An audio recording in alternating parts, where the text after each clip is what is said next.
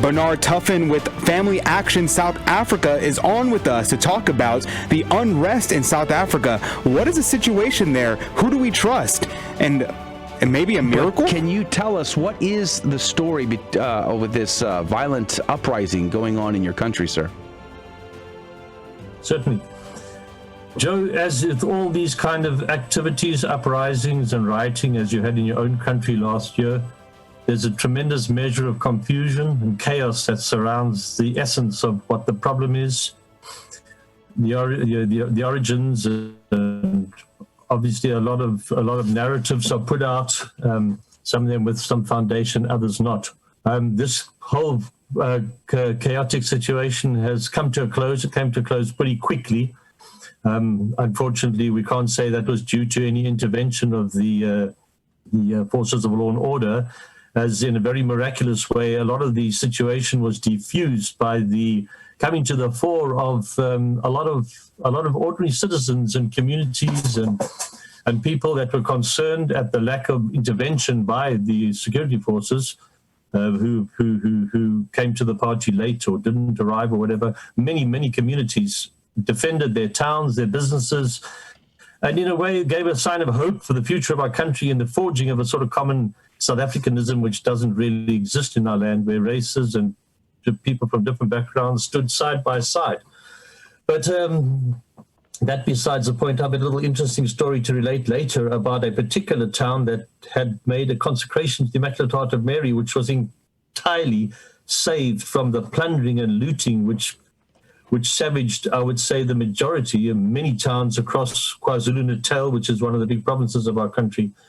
The looting, pillaging, and the uprising was really confined to just two provinces, mainly Gauteng, parts of Gauteng, and in large part KZN, KwaZulu-Natal, which bore the brunt of the violence. The government tried to pin the blame on some sort of insurrection, a coup in the making, etc., etc. And while, of course, it's difficult always to completely negate a lot of the theories put forward for these things, most commentators with any real political acumen and sense would say that that was a bit of an exaggeration and an attempt to try and deflect blame from the catastrophic situation, socioeconomic situation in the country. So we have of course, the jailing of the ex-president Zuma, which was not, as many people believe, for grounds of the corruption and years of pillaging for which he was responsible in the years in office in this country.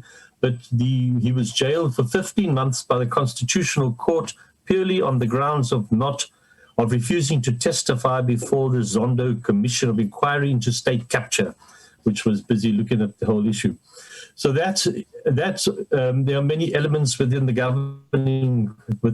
country, within the governing party, who hanker after the regime of Zuma, who was in power from 2007, which corresponded also to the complete collapse in our country, economically, socially, economically, from 2007 to roughly 2017. But he refused to testify, and consequently he was jailed. So the jailing of him provided the spark, we can say, for communities, impoverished, poverty-stricken, desperate communities, really. One can never justify, obviously, looting and pillaging and plundering, which was taken to drastic levels on this occasion. But it was in no means could be said to be entirely an insurrection. Elements, obviously, of that were associated with the ex-president are believed to have been provocative in trying to upset the country or to create chaos. And so, obviously, his jailing then provided the spark for these riots and uprisings to take place. So, essentially, there was a massive movement of people in areas close to malls and these towns in KwaZulu-Natal who simply took advantage, I would say, instigated clearly by elements of the old order associated with the pillage, with the patronage and their hands in the coffers, so to speak, that were associated with the old regime of Zuma. instigated, and chaos broke loose for about a week. But really one needs to look at the underlying causes, and it's a case of complete dysfunctional state, which we have unfortunately has come to pass over the last 10 years, which corresponded with the government of ex-President Zuma, who was in hand was, as some said, the looter in chief. Oh, wow. The looter in chief. So he gave a good example to the citizens to follow his example. But the country really went into a desperate state in the years of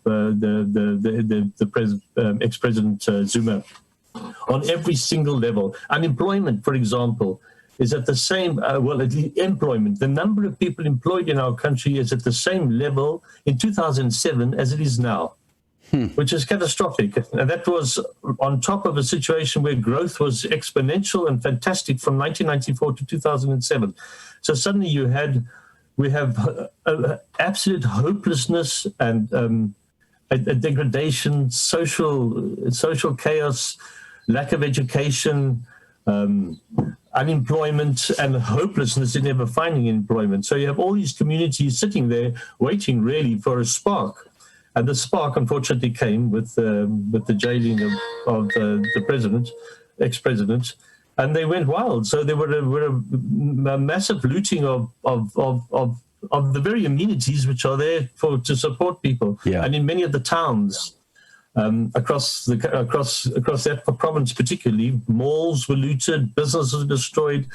The figures actually are catastrophic. They talk about approximately 50 billion Rand's damage to the economy in terms of GDP lost, of unemployment, of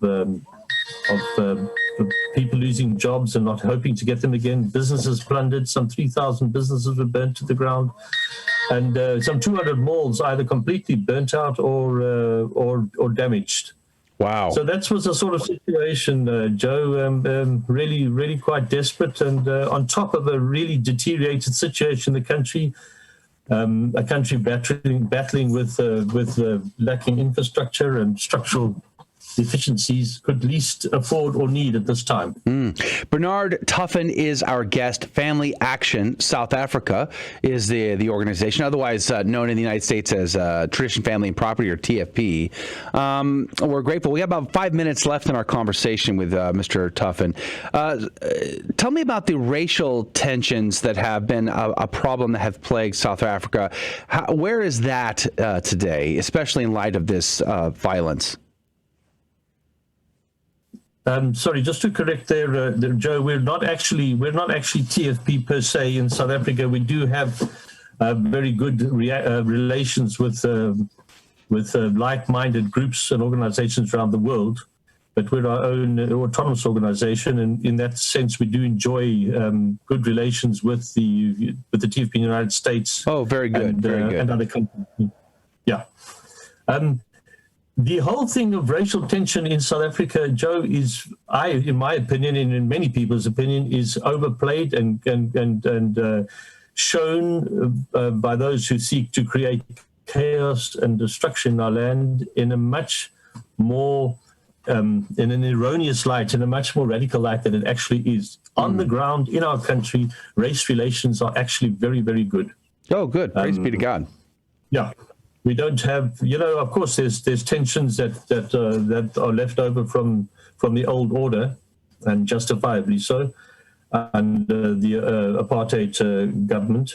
But as a rule, this country is probably one of the most multicultural, multiracial countries in the world in terms of the daily interaction with people of all colors, black people, what we call colored people in this country, Indian race-backed Indian people.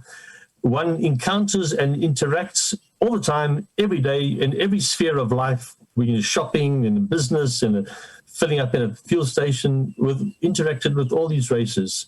And the majority of people in our country are really just interested in a good job and a decent life, and And regardless of the race situation, which of course is used by socialists and Marxists in their race baiting and attempts to create a class struggle, are constantly pushed to the fore in order to create this sort of narrative that there is no common ground and that we are naturally all antagonistic to one another, which is false, and it's just not the Catholic message and not the Christian message, and one is constantly working against that. Amen. Amen. Yeah. Well, about a minute left, Mr. Tuffin. Tell us about Family Action South Africa. What is your mission, and where can people find information? You got about a minute and a half. Yeah, Family Action South Africa, Joe, thank you very much, was we founded it as a family apostolate a few years ago to defend the family institution, especially against all the tremendous moral assault that is taking place in our society. The family institution, as you well know, probably you propagate yourself on the station there, is the mater cellula societatis, the mother cell of society, and is targeted for complete, destruction in our world, which facilitates the disruption of all other everything else in our society and advances the socialist agenda. So our core work within the sort of Family Action is an organization or a subcommittee called South Africa Needs Our Lady. Amen. I like that. And it's to propagate the Fatima message in all its ramifications. And so we've actually been doing quite a big job in moving around the country doing that, fighting abortion, fighting the various acts and legislation that's constantly coming before our country, furthering the destruction of the family, the erosion of property rights. And that's in a nutshell the general work that we have been propagating. Praise be to God. Well, we're grateful for your time. Yeah, you did pretty well. What's your website? Do you have a website? Yeah, the website is, we've got actually two websites. The one is familyactionsouthafrica.co.za. Okay. All in fully spelled out, familyactionsouthafrica.co.za. And the other one is South Africa Needs Our Lady, southafricaneedsourlady.co.za. If you like that interview, then be sure to check out some of our other interviews that you might find fascinating. And don't forget to like and subscribe and share this interview with someone that you think will find this informative and inspiring. God love you.